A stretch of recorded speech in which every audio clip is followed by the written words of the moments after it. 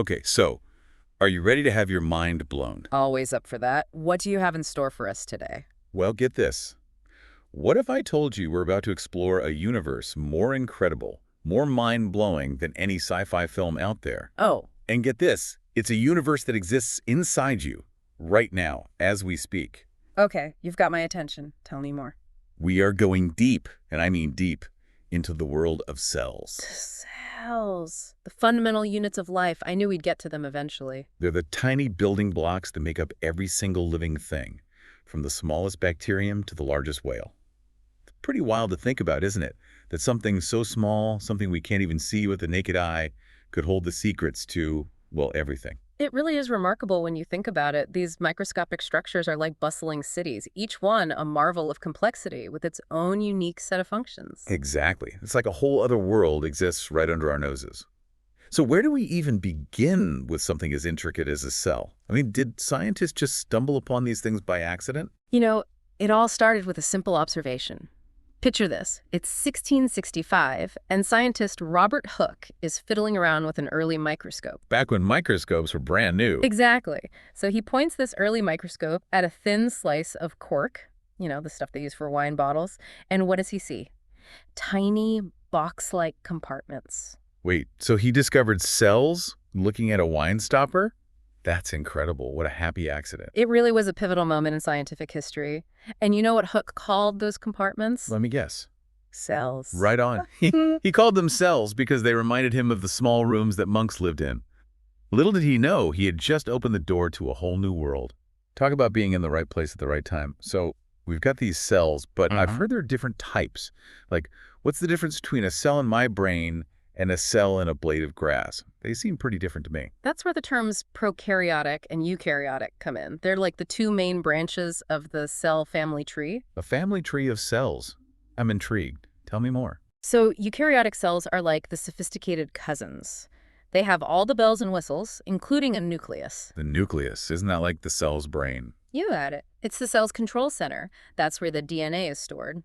You'll find these complex cells in plants, animals, fungi, even single-celled organisms like amoebas. So my cells and a mushroom cells have more in common than I thought.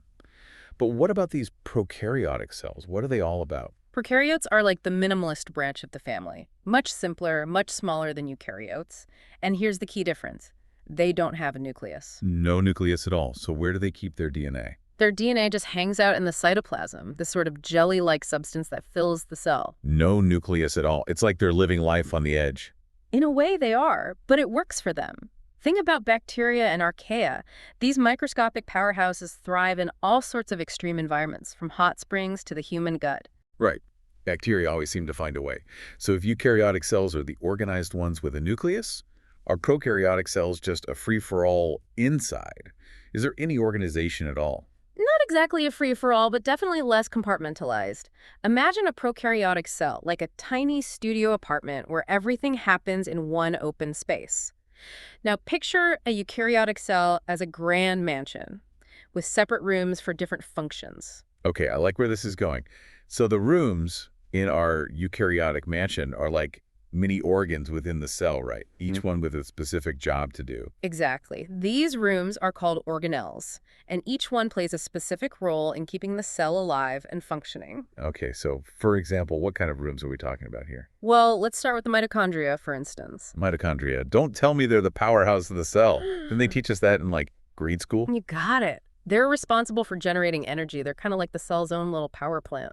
It's amazing to think that so much is happening inside something so small. It really is. And speaking of amazing, it gets even more interesting. Okay, I'm listening. Mitochondria. They actually have their own DNA, separate from the cell's main DNA in the nucleus. Wait, hold on. Their own DNA? Are you telling me that there's like a whole other set of instructions inside these things? Precisely. It's a fascinating clue that points to the evolutionary history of cells, and it suggests that our cells might be more like collaborative communities than we realize. Whoa, I never thought about it like that. It's mind-blowing to think that something as essential as energy production might be handled by what were once separate organisms. It really is a mind-blowing concept. And while we're on the topic of organelles with their own agendas, we can't forget about chloroplasts in plant cells. Right, chloroplasts, the superstars of photosynthesis. But maybe we should save that for another deep dive.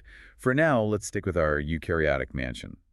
So we've got the mitochondria pumping out energy. What other rooms are on the tour? Well, no mansion is complete without a well-stocked kitchen, right? And a system for getting things done. That's where the endoplasmic reticulum, or ER, and the Golgi apparatus come in. Okay, those names sound a bit intimidating. Break it down for me. What do these organelles actually do? Imagine the ER as a vast network of workshops and assembly lines. This is where the cell manufactures essential molecules like proteins and lipids. So it's like the cell's very own construction crew.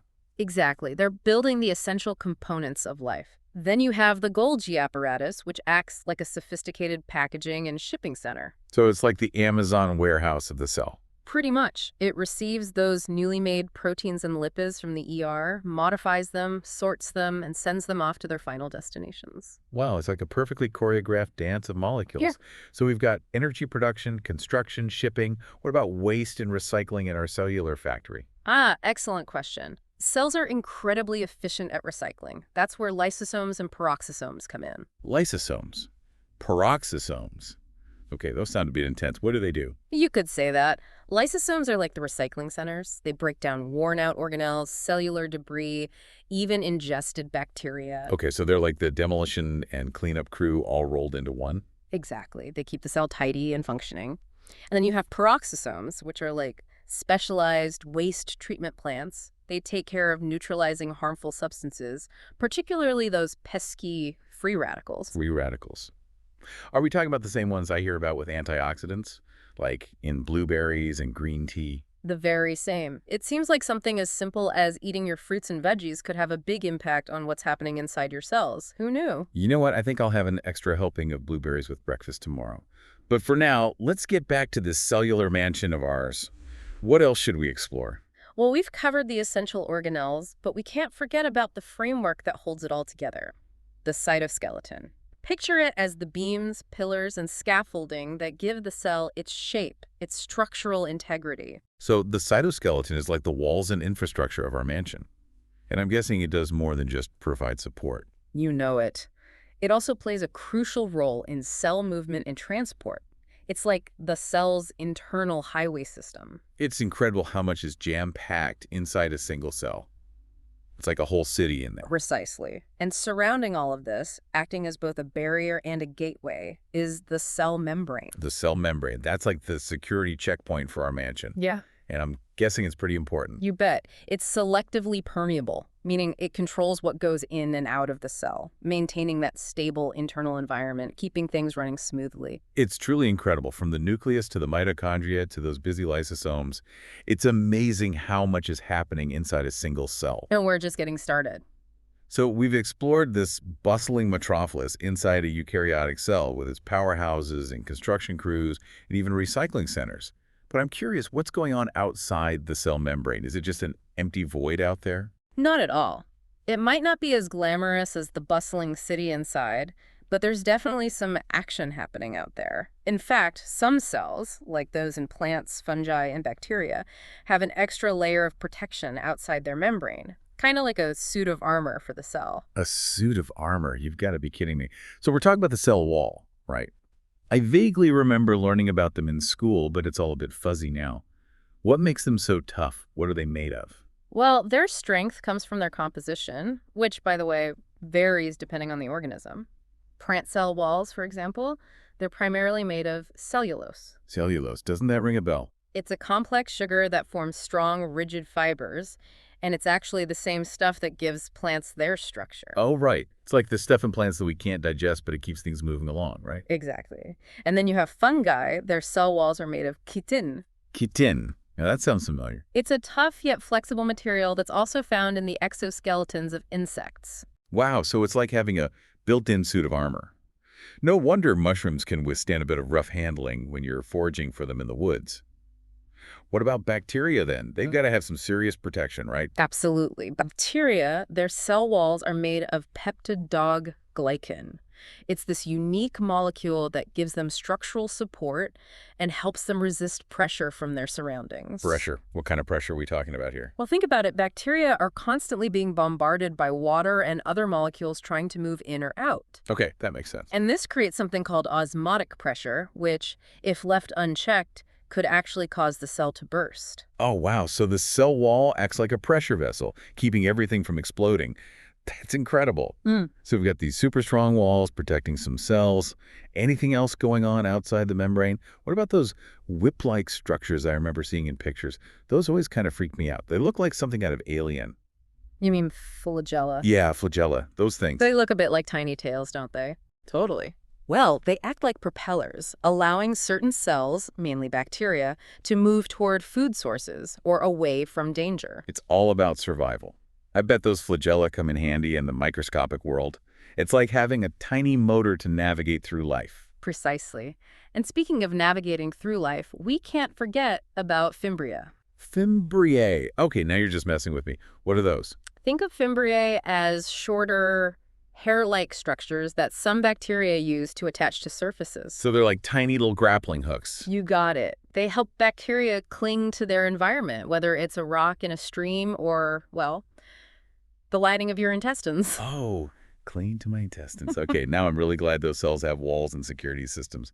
But you know, with all this talk of walls and tails, it's easy to forget that cells aren't just sitting there static. They're constantly buzzing with activity, carrying out all sorts of essential processes. It's like a whole other world in there. It really is. And one of the most fundamental processes is cell division. Cell division, right? It's how cells create more cells, which is essential for, well, life, right? I mean, everything from growing and repairing tissues to, well, reproducing. Exactly. It's how we go from a single fertilized egg to a complex organism with trillions of cells. I actually remember learning about cell division in school, but it always seems so complicated. All those chromosomes and phases. Can you give me a little refresher on how that works? Absolutely. So there are actually two main types of cell division: mitosis and meiosis. Okay, two types, so what's the difference? Let's start with mitosis. That's how most of the cells in our bodies replicate. Okay, mitosis is the one that's happening all the time, right? So that our bodies can, like, grow new skin cells and repair that paper cut I got this morning and, well, all that good stuff. You got it. It's mitosis to the rescue. So in mitosis, the cell first makes an exact copy of its DNA. So both of the new cells will get all the instructions they need. Exactly. Then, in a carefully choreographed series of phases, the cell divides, creating two identical daughter cells. So it's like cloning a cell to make an exact copy. No wonder our bodies can heal wounds and replace old cells. It's pretty amazing when you think about it. It really is. And then there's meiosis, which is a bit more specialized. Okay, meiosis. That's the other type of cell division. What's so special about Well, it? this is the process that produces gametes. Yeah, meats. Aren't those? Our sex cells, exactly. Sperm and egg cells in humans. Ah, so meiosis is all about passing on our genes to the next generation. Exactly. But here's the twist. Unlike mitosis, which creates identical copies, meiosis shuffles the genetic deck, so to speak. It shuffles the deck. So how does that work? The resulting gametes, they have only half the number of chromosomes as a regular cell. Half the number of chromosomes. Okay, that makes sense. You don't want to end up with too much genetic material when the sperm and egg fuse. Exactly. And their genetic information is a unique combination of the parent's genes. So that's why we don't look exactly like our parents or siblings. Meiosis is like mixing and matching genes to create new combinations. Precisely. It's a brilliant strategy for ensuring genetic diversity, which is essential for the long-term survival of a species. Pretty neat, huh?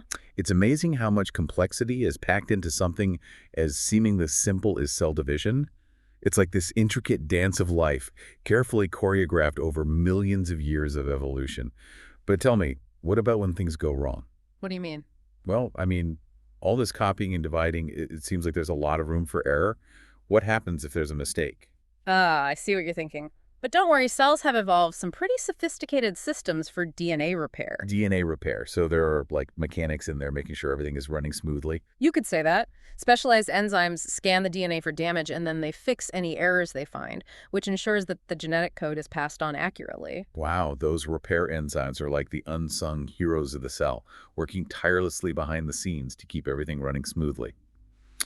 So we've covered cell division, but what about those other cellular processes? I mean, what else is going on inside that cellular city of ours? Well, there's protein synthesis. It's happening all the time. Protein synthesis. Isn't that how cells build those essential worker molecules? The proteins that do everything from building tissues to fighting off infections is how cells build the stuff of life, right? Exactly. And it's a fascinating process. Imagine it as a complex factory floor with DNA acting as the master blueprint. Okay, I'm picturing a bustling factory now. I got those blueprints ready. What happens next? So the cell first makes a copy of the relevant DNA instructions. The relevant instructions, so not the whole blueprint. Exactly. It only needs certain instructions at any given time. So it makes a copy in the form of a messenger molecule called RNA. Think of RNA as a temporary blueprint. A temporary blueprint. I get it, like a working copy. So what does it do with this working copy? Well, it carries the instructions from the DNA in the nucleus to the ribosomes, which are like the protein assembly lines. They're out in the cytoplasm. So RNA is like the courier, carrying those all-important instructions from the boss's office out to the factory floor. Precisely. Then, the ribosomes, they read the RNA blueprint like a complex set of instructions. And then, get this, they assemble the protein piece by piece using amino acids as the building blocks. It's mind-boggling to think that this intricate process is happening inside every cell of our bodies, every second of every day, and we don't even have to think about it. But I guess we wouldn't have it any other way, would we? I mean, proteins are essential for everything. Absolutely. They are the workhorses of the cell, that's for sure, carrying out a huge array of functions that keep us alive and thriving. But, we've talked a lot about what's happening inside the cell, but you mentioned earlier that cells aren't static, that they actually move around. How does that work? I mean, do they just float aimlessly around the body? Not at all. Some cells have developed some pretty incredible ways to get around. Okay, like what? Give me some examples. Take those bacteria with their flagella. They can actually swim through liquids. They propel themselves with those whip-like structures we talked about earlier, like microscopic swimmers. Amazing. I bet that comes in handy when you're trying to find food or escape a predator in the cellular world, right? Exactly. Other cells, like amoebas, use a fascinating process called amoeboid movement. They extend parts of themselves, kind of like tiny feet, and use those extensions to crawl along surfaces. Amoeboid movement. It sounds like something out of a horror movie, but fascinating nonetheless. So flagella for swimming, amoeboid movement for crawling. What else? Oh, and then there's cilia. They're tiny hair-like structures that can either propel cells through fluids or move fluids past the cell's surface. So cilia are like oars, helping cells row themselves around. Exactly. Or in the case of cells that are stationary, they can act like tiny brooms, sweeping substances along. Okay, so what would be an example of that? Well, take your respiratory tract, for instance. The cilia there, they help to sweep mucus and debris out of your lungs. It's amazing how much diversity there is in the way cells move. They really have adapted to their environments in incredible ways. But we've been talking a lot about single cells and all the amazing things they can do. But how do we go from a single cell to a complex organism like a human being? That's the million-dollar question, isn't it? And the answer lies in the incredible phenomenon of multicellularity. Multicellularity. Okay, I've heard that term before, but remind me what it means again. It's the ability of cells to cooperate, to communicate with each other, and to specialize, ultimately forming these complex organisms with distinct tissues and organs. So multicellularity is like teamwork on a whole other level. It almost sounds like a superpower. In a way, it is. And the fascinating thing is that multicellularity has evolved multiple times throughout history. It's not just a one-time fluke. We see it in bacteria, algae, fungi, and of course, us eukaryotes. Wow, so the drive to become multicellular must offer some major advantages in the game of life. I mean, it's everywhere. Absolutely. For one thing, it allows organisms to grow much larger and to exploit new niches. Think about the size and complexity of a redwood tree compared to a single-celled alga. It's like the difference between a one-room shack and a skyscraper. It's incredible to think that they're both made of cells. But size isn't everything, right? What other benefits does multicellularity offer? Well, it allows for specialization. So different cells can take on specialized roles instead of all trying to do everything at once. Ah, the beauty of specialization. It's like in a city, right? You have bakers, teachers, builders, each playing a vital role. Exactly. And in multicellular organisms, this specialization, well, it's taken to a whole new level. We have muscle cells for movement, nerve cells for communication, skin cells for protection, and so on. And each cell type, it has its own unique structure and function, all working together in perfect harmony. So we've gone from single-celled simplicity to the mind-blowing complexity of a multicellular organism, all thanks to the power of specialization. It's like this incredible city of cells, each with its own unique job to do, working together to make life happen. It really is a remarkable feat of nature. It is. But I have a question. How does a single cell, like that very first fertilized egg, how does it know how to become a heart cell or a brain cell or any other type of cell? I mean, they're all working from the same set of instructions, right? That's the beauty of cell signaling and differential gene expression. See, every cell in your body actually has the same DNA. Hold on. Are you telling me that my skin cells and my brain cells have the same DNA? How is that even possible? They seem totally different. It is incredible, isn't it? Think of it this way. It's like having this massive cookbook with recipes for every dish imaginable. Okay, I follow you. Every cell has the cookbook. Right. Every cell has access to the entire cookbook, but they only use the recipes they need. And what determines which recipes a cell uses? Its location and the signals it receives from its neighboring cells. It's all about communication. So it's less about what's in the blueprint and more about which pages are being read at any given moment. Precisely. And that's how, from a single fertilized egg, we get the incredible diversity of cell types that make up a complex organism. It's this amazing symphony of signals and genes and cellular processes all working together in harmony. It's mind-blowing. It really is. But before we get too carried away with multicellularity, I want to circle back to something we touched on earlier, the origin of cells themselves. We've explored what cells are and how they work, all these incredible processes. But where did that very first cell come from? How did life itself emerge from, well, what was there before? A primordial soup of chemicals. That is the ultimate question, isn't it? The origin of life. It's a mystery that has captivated scientists for centuries. And while we don't have all the answers, we're piecing together a pretty fascinating story. Okay, so what are some of the leading theories? How do scientists think life first arose? Well, one idea is that the building blocks of life, those simple organic molecules, might have actually been delivered to early Earth on meteorites. Wait, we talk about aliens here? Not exactly aliens, but imagine these space rocks carrying the ingredients for life. They crashed down onto early Earth. Delivering the building blocks of life. Talk about a cosmic delivery service. That's straight out of a science fiction novel. It is, isn't it? But there's scientific evidence to support it. We find organic molecules in meteorites even today. Wow, that's incredible. So what are the other theories? Well, another theory suggests that life might have arisen in those deep-sea hydrothermal vents. Oh, right. Those black smoker vents. Didn't we talk about those earlier?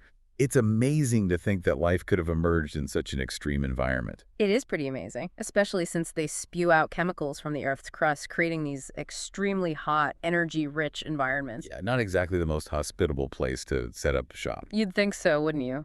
But life is full of surprises, and we also can't rule out the possibility that lightning played a role. Lightning? Think about it.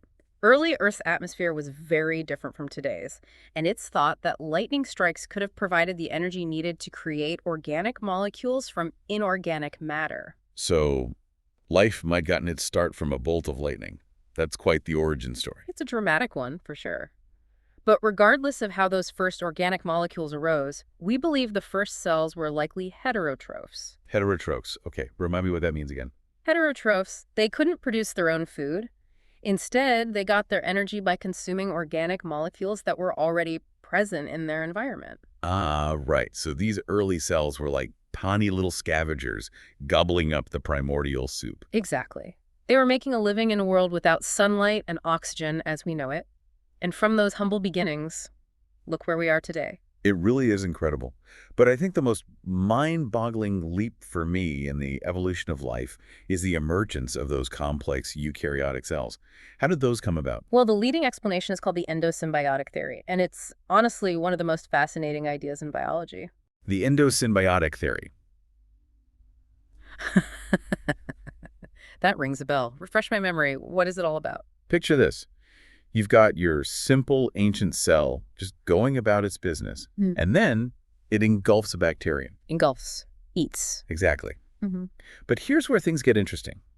Instead of digesting the bacterium, something extraordinary happened. Okay, I can't wait to hear this. Instead of being digested, the bacterium struck up a partnership with the cell that engulfed it. A partnership. They became friends. You could say that.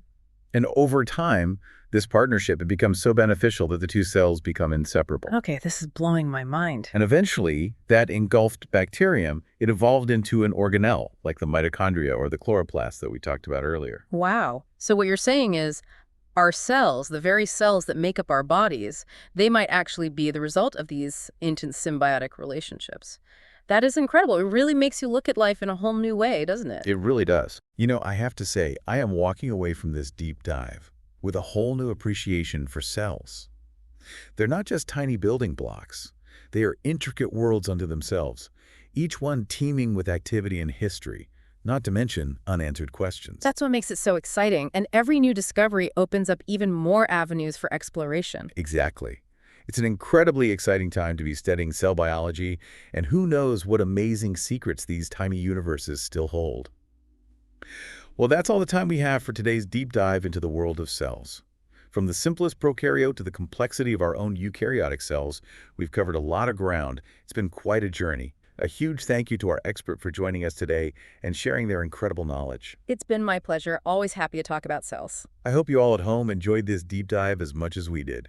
Until next time, keep those brain cells firing and never stop exploring the amazing universe, both inside and outside of you.